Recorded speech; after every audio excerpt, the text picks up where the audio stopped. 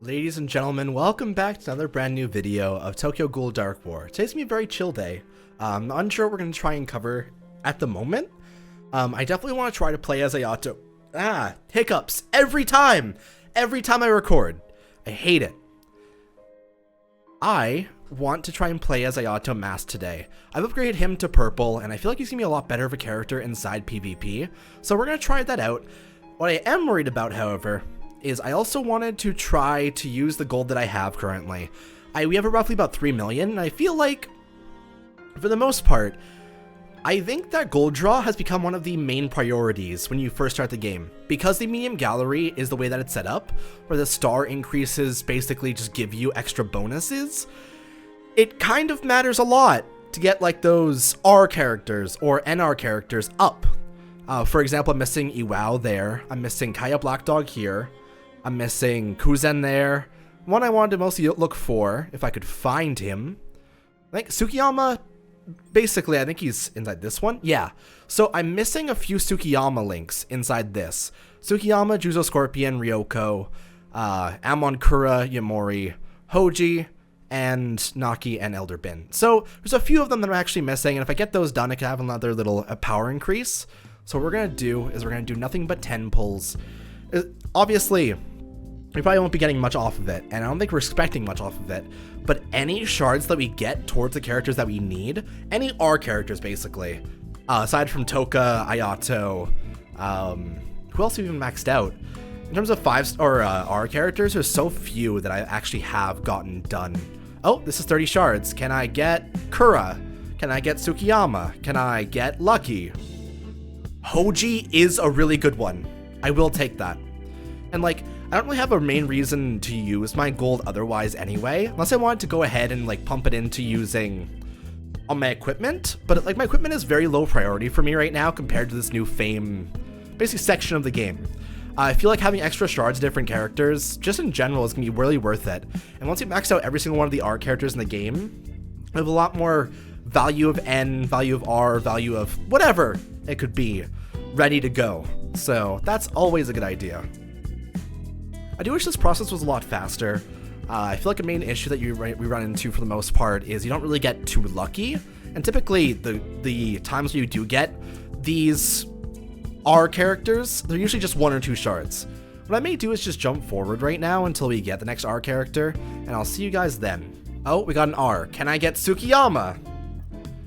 I don't know how far I've leveled you up yet, but we'll take it. Oh, perfect. That's 30 shards of Tsukiyama. Is that enough to actually max him out now? I'm unsure. If so, we may get some pretty good power increases today. I think I am very tired of hearing that sound of the new character shard thing, so I'm glad it's over. Tsukiyama, do I have enough for you now? Where are you even? There you are. I have 194.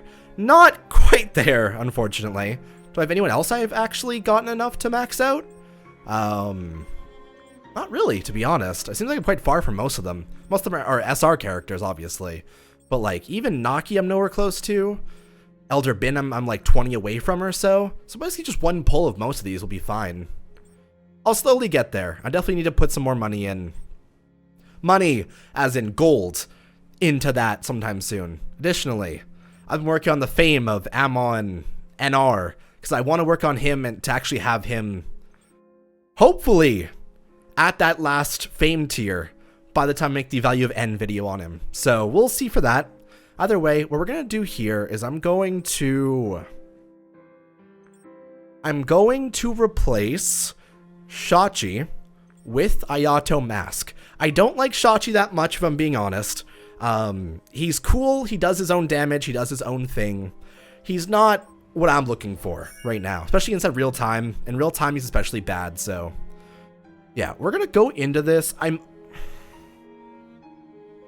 Do I have any gems to equip to these people? So obviously I have something equipped to all of Noro. I have something equipped to all of young ARIMA. Do I have anything for this? Actually, what if I were to make him my primary character I use? Like, what if I took everything away from young ARIMA? Just take all of that stuff back and give it all to AYATO. Will he do a lot better, or will he just like functionally get destroyed? Actually, that's not a huge deal if it's only like an all allies buff, so that's all right. This one is reduce all enemies physical defense. I'll take that. And this one will be 16%. That works out. Do I have anything extra for you anyway? No. All right, I'm gonna go into real-time PvP and we'll see how this goes. I'm afraid I haven't really started the season off, so we're probably gonna get some pretty lower encounters here. Oh, wow, that was instant. That's probably a bad thing, right? Alrighty, so the fight isn't the most fair thing in the world, and that's just how it goes sometimes, I guess. I am in C tier, so like, I understand. Oh, this is the revenge for AYATO's dad. There you go. Someone was telling me like having AYATO be on the same team as Shinohara when I made the video about him was like really rude. And like I thought about it and I was like, oh yeah, that's actually really messed up, isn't it? Because he murders his dad and then like almost kills him during Route A. So yeah, no, that's not great. Also, it's weird that like in Route A, AYATO got expanded upon more than like any other character in the entirety of it. I see Naki got like the short end of the stick because even though he was in the, let's say Akatsuki, Aogiri with everyone, he didn't get to interact with them inside Route A because Route A basically, it tried to fit so much into such a short amount of time, it didn't have enough leeway to like actually have development for the characters, you know? It was Kaneki's in the Aogiri, now he's in Kokiri. Now he has to save his friends and abandon the Aogiri anyway. There was no like slow buffer of this like, oh, then he lived a simple life with Hinami, Shu, and Banjo, and they all form this new group of people that need to basically just cannibalize ghouls to be able to power up to protect people around them. That's cool. That's a slice of life thing. That's fantastic. Route A goes the Aogiri route and is like, well, AYATO is sad and tried to punch Shinohara and failed. And Shachi, if Kaneki was in the Aogiri, Shachi would have fought him anyway. You weren't expecting that, huh? It's putting the like same, I'm trying to think of how to phrase this. It's putting the exact same scenes in a worse way into a piece of media. So like, for example, in the original manga, Kaneki and Shachi met for the first time when Kaneki got away from the Ghoul restaurant. That's a wounded Kaneki. I see. It appears we're about to have a face-off right now. I got you. So when Kaneki and Shachi face off inside the manga, it's a very jarring fight. It happens very suddenly. Kaneki's running away, and then suddenly this man, who is a terrifying Orca man, comes down, punches him, breaks his elbows. It's crazy. It's terrifying. Naki shows up for the first time as well. It's this big, sudden event. I will admit, the reveal of Centipede inside that fight was fantastic. Route A did do that really well, and I'm gonna go ahead and try and take you down before you do anything, Satan's whore.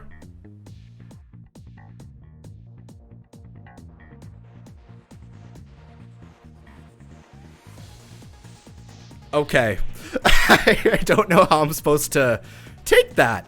Your name is certainly something. I'm unsure how that got past filters, because usually games like this have pretty decent filters, but that's alright. I don't know why you're not fighting me, so I guess I'll just do that. Wow. Wounded Kaneki is so much worse than AYATO. Easy game. No problems at all. So now we've reached the last member of Satan's Whore's team. And hopefully, you know, I feel really bad. He's just kind of sitting here. It was just a very sad time of like 5 minutes of beating up on AFK people. It feels weird. It feels definitely super weird.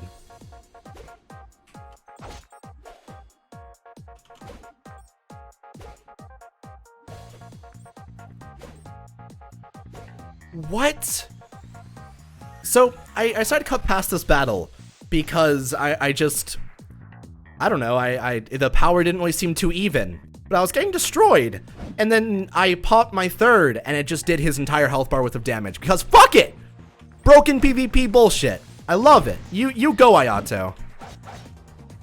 He can just do entire health bars worth of damage with his third, because if he gets stunned, he'll just keep on proccing over and over stupidly. Here, hit me. I need him to hit me during my... Oh, no, never mind. It's all right. But I need him to hit me during my Was Tsukiyama just standing sideways?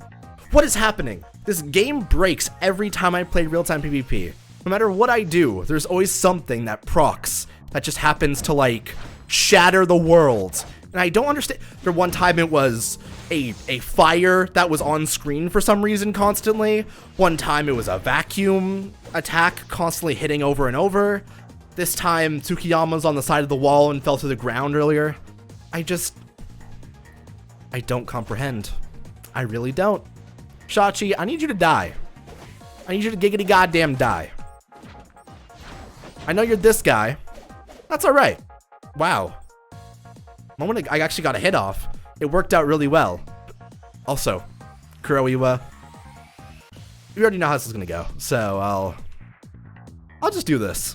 So yeah, as you guys know, if someone has lower power than you, Kuroiwa is an instant 2 wins inside real-time PvP. It's stupid. It's broken. It is ridiculous, but it works, and it works excessively well. Like just that whole segment of what just happened is ridiculous. That should never happen. There should never be a scenario where one character takes no damage, the other one does. But works out. Let's try and do another one, shall we? Oh boy. So now that we're almost done and into the game again, I remember a couple videos ago, I kind of teased the story and didn't really talk about it. So I kind of wanted to go over it. So when I was a kid, I lived in a neighborhood that was it wasn't the greatest in the world, but it definitely had its own appeal to it. It was very rambunctious. A lot of the kids were like, they kind of had their own... Basically, during the day, most of the kids could just go and do their own thing for the most part. It didn't really matter. And the parents were just kind of like, see you later, kids. Have a good day. And we would be in the park all day. We would be at school. We would be in the creek. We would be at... I'm gonna censor that. That's the name of the park I went to. We would just go to a bunch of parks all the time. And one day, it was our good old pal, our friend and buddy, Victoria Day. Victoria Day here in Canada is basically similar to the 4th of July. People let off fireworks inside the park and it's a great time. However, the issue is when the adults go home after 8 p.m. because they fired off all the fireworks they had, and the kids that are like early teens, like late teens, they get the chance to get their hands on the rest of the fireworks. The ones that didn't go off, the ones that people were like, oh, we're good. We're just gonna probably leave these ones for now. So these set of kids, I had already went home at this point, by the way. I did not witness this. But these kids started firing fireworks in an open field. The field was super open and big because it had like a baseball diamond inside it, so it typically needed to be quite large. And on the far, far edge of the park, there was a memorial, and there was basically an entire like playground. And so this big open field is a thing, and they're shooting fireworks across the field at each other. Just not, you would assume it's in a friendly way, obviously. It's in like, haha, pew, and then you see the explosion in front of you, and it's really cool and rad. The issue is when the people that were inside the big fields, where they could like run away from these fireworks and like actually get away from them. That was all right? It's all right when you can like run away and in a different direction from when the explosion's about to go off. It's different when you lead each other to the playground, point the firework at each other, fire it, and it goes underneath someone's glasses, right to where their eye is. So my friend, he was actually the son of my babysitter. I would see him all the time. On Victoria Day, he had to go to the hospital because a firecracker was fired at him. It went toward him. It went underneath his glasses, and it blew up. And his eye it's never been the same since. Typically he wears, like, something over it, or wears, like, the sunglasses where, like, one of them is super sensitive, the other one isn't, so one of them is, like, basically the sunlight can't hit this one properly, but the other one's perfectly fine, so you can actually read properly. It's so weird, and, like, now that was when he was, like, 16 or so. Now he's like 23, he has his own job, he works in an accounting firm, he's this really cool guy. But he also has this constant, oh yeah, my eye got blown up. He has a story where he can just, like, talk to people and be like, oh yeah, how did I lose my eye? I actually lost it to an explosion. You don't need to elaborate any further than that. If you're at a bar, you tell a girl, hey, my eye got blown up. You can hear the amount of slams of different things hitting the floor. We're not going to mention what those things are, but we know.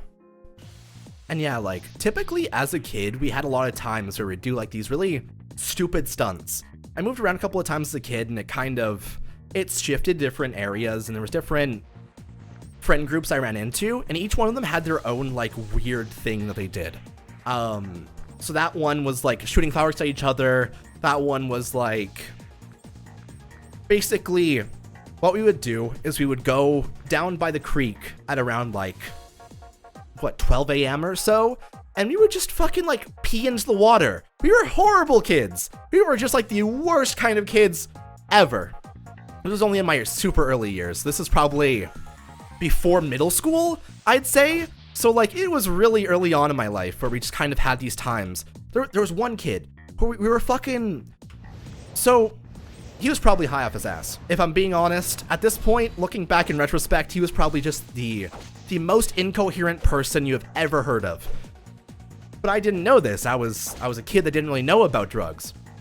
So he's doing his thing. He's peeing into the water. We're sitting by the creek, and he starts going like, you know, I got my adult tooth in, but it's still kind of wiggly. And we're like, oh, that's pretty shitty. You should probably go see a dentist. And he's like, yeah. He's playing with it for the next little while.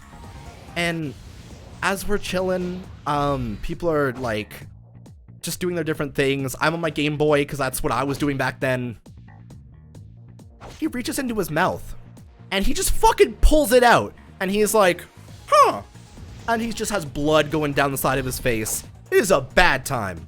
It is not a good scene. At this point, you can't really see much because it's dark. It is so dark, there's no street lamps showing the river or anything like that. So all you see is this kid, and like, you could see his face because it refracted some of the light because he looked like Eminem. So you look at him, and everything around him you can see, aside from this, right here all the way down to like his shirt, is just pure darkness. And the picture of, because I didn't know what I was looking at and everyone was screaming, I looked at him and I thought I lost a piece of his face. I thought that his face just came off and he was just like, he was chunked out. He looked like Shachi in like the fight against ARIMA. It is a bad time. And they go and get him help and everything, and like we all head home because it was weird. And he just, I don't know where he went. After that, he just disappeared. We never saw him again. His brother that went to my school would never talk about him. Like, for the most part, you would talk to him, the kid at school, and he was super quiet. He didn't really speak that much. You would try to engage with him, and he would just kind of laugh it off and turn away. It was very strange, and there's this whole air of mystery around what happened to this guy who suddenly pulled out his tooth, his adult tooth, by the way. This was like after his child teeth had already been gone. He just rips it out. It bothers me to remember, to be honest. Oh, you have a pretty even match this time, actually. I have 8-5-5, he has 9-8, not too bad. What I am going to do here is I'm going to sacrifice my AYATO. I'm going to sacrifice my Hinami, because I know that I won't be able to beat that Kaneki otherwise. I'm hoping I can actually get some good damage done, but if I choose like a tank or something, we're pretty fucked. So I'm going to choose young ARIMA. I'm going to choose our pal and savior, Iwao, and I'm going to choose Noro, and we'll see how this goes. Yeah, like, and then after that, like, after I moved out of that area, because I kind of, after middle school started, I moved into a new section of the city. Just up the street, by the way. It wasn't that far away, but, like, it was a different area. I joined a new school, and at this new school, they had a habit of every single time at lunchtime, they would go up a set of stairs, they would go and they would jump over a fence and go down towards a river. And this river was horrifying because it was like, you could actually classify it as a lake. It was that, you couldn't really see, I guess you could see the other side, but it was pretty far away to the point where, like, it was in the distance. So it was a decent amount of distance away. And our dumbasses climbed over the fence, and right before you go down to where the actual river is, there's a giant hill, and it's super steep. If you were to land in it the wrong way, you would just slide down the entire way, and it would probably hurt you. There are so many trees, there are so many, like, just really horrible things, rocks and bugs and all that were along the way down there. So it's definitely not a great time trying to head down that area. And because we brought a pretty big squad of people, because my first time going, they brought new people as well, because it was the first, like, day of this new year. One of the girls is like, "Hey, this hill is fucking horrifying. I'm not going down it." She didn't swear because we're in middle school, we're children, but you know what I mean. So my dumb self is like, "Hey, you know what? I'll piggyback you." So so I put her on my back. I'm super skinny, by the way, so I'm like, she's like 100 pounds. I'm struggling because I don't have the upper body strength to carry a water jug, never mind a human being at this point. So it's not a great scenario. But she hops on, and I start sliding down the hill slowly. It's not too bad. I, like, dodge around the trees, and, like, I put my foot forward and, like, land on the different trees when I need to, and get all the way down. For the most part, we got everyone else down as well. Everyone just kind of made their own way. And so we decided to just be like, you know what? In the middle of this lake, river, death pit, so on the side we were on, there's, like, concrete slabs, and we would, like, chill on that. That was mostly where we would sit for the most part. And then there was a tree that got knocked down that went to a center island in the middle of the river. Dumb kids being dumb kids decide to go cross that tree. The girl, of which couldn't go down the hill, obviously couldn't go across this branch alone, because why would you expect her to be able to? There's more stress in the idea of being swept away by a river than there is in the idea of hitting a tree with your foot. There's like a lot less of a threat there. So I, once again, as my dumbass little kid self, I'm like, "Hey, you want to hop on my back?" And so she does. She trusts me. It's great. Learn later that she had a crush on me, apparently. There's this whole segment of time. It was weird. But she hops on, and this, probably the size of my foot at the time, so, like, less than like size 7 feet at this point. So I start crossing with her on my back, going 1 foot at a time, like a fucking trapeze, like I'm like I'm a circus act, and on either side of my circus act is the death of me and this girl on my back. So I watched the Batman animated series. I know what happened to Robin's parents. It was a bad time. But I start walking with her all the way across. About halfway through, my foot slips. As it does. As it was going to. Let's be honest, there was no chance of it not happening. I slip. I fall forward. My hand that was on her leg lets go. And as I fall, grabs onto the tree and grips onto it for life, while I still have her on my back. And in this scenario, I had no way of getting up. I was being crushed from behind by her. I was laying down on this branch, my face to the wood. I have no idea what to do. But I watched Resident Evil. And in Resident Evil, fun fact, there's a segment where the person walks on the back of another person to go to the other building. The person falls. So naturally, I'm like, go. And so she starts, she's like, what? And I'm like, just go, start crawling, go forward. I'm gonna fall if you stay. So she starts crawling slowly across the branch, like trying to get to the middle island, which by the way, you have to make it back still. We have to still go all the way back across this branch because we didn't go backwards. We didn't crawl the way we came. No, we went deeper. We went harder. We went like 17 times harder into this death zone. So she crawls, she gets all the way over there. I start crawling. At this point, I'd lost a shoe. My shoe had slipped off, went into the water. I'm slowly grasping for life, unable to like, I'm shaking. My body feels like it's numb. I'm like panicking. I am just straight like emotional trauma type stuff at the time. It was to the point where I was like afraid of water for a while. But I crawl the way across, I get up and I'm like, well, that sucked. And on the way back, it wasn't as bad. But what we ended up doing is like, I went alone and then someone else carried her because they were a lot more reliable.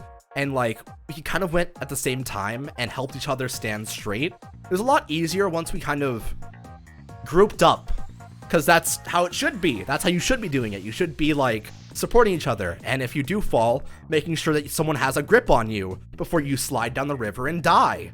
But kids will be kids, and that's the day I almost died. There you go. There's another time when I was a super small kid. This is one of my first memories of my dad, actually. We're quite into comics for the most part. Also, Focus, I think I recognize you. Huh. Well, it's time to fight. But yeah, so he and I, we tend to... We obsessed about comics back in the day when we did talk like that. And I had these figures that I had that were probably finger sized. They were super small. They were like fucking finger puppets, but they were, you couldn't wear them. So it was around that size.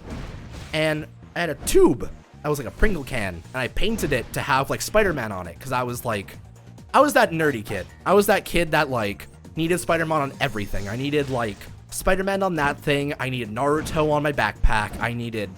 I was that child. However, what we ended up doing is we were like, okay, so I'm getting new toys soon.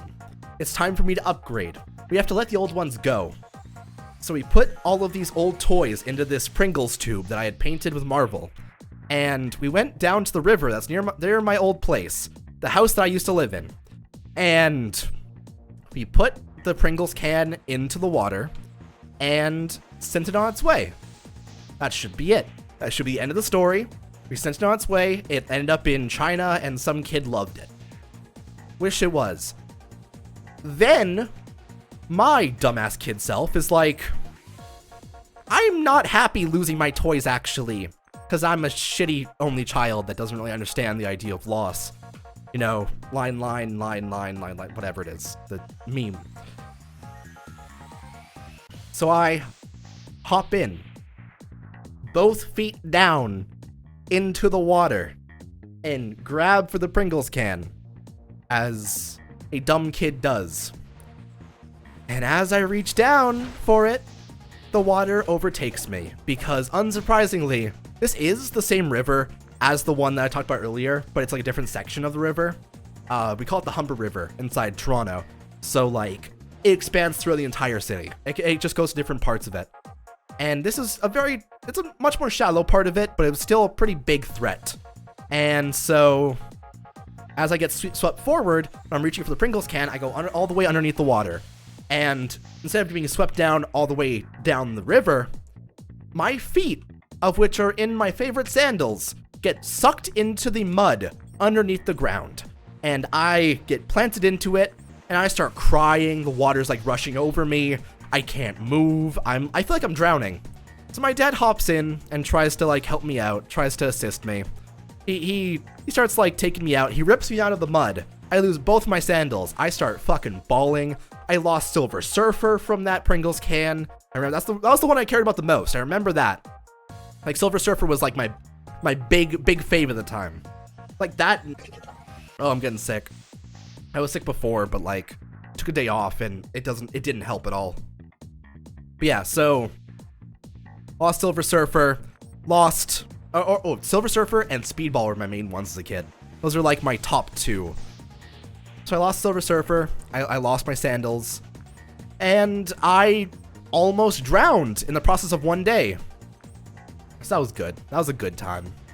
It's really weird to remember that because, like, I think I do have very few memories of my father and I. So, like, the fact that I remember this so vividly is so strange to me. And clearly it made, like, some kind of impact on me throughout the years. I don't know what kind of impact or why I remember it so vividly. But you know what? It was a time, and it was something that existed. So, yeah. Yeah. It's about how it goes. Also, this Neuro's running away, so I don't think I have much of a chance to actually beat him. Honestly, I'm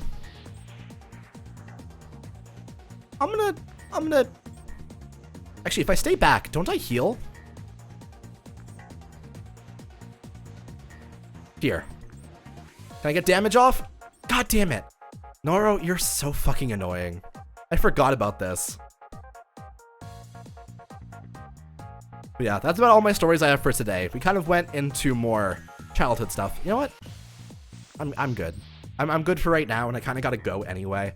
It's 4 p.m. and I gotta rush out to get some stuff done, so I will see you guys next time. Hopefully today was a good episode. I'll be honest, I'm sweating up a storm because I can't turn on my air conditioner right now, so fingers crossed. Either way, thank you for watching. I feel like Dark War is starting to grate on me a little bit, so we'll see how much my interest remains in this game for the next little while. My confidence is at an all-time low for it, and I'm not talking about the band. Thank you for watching, take it easy, and I'll see you guys next time.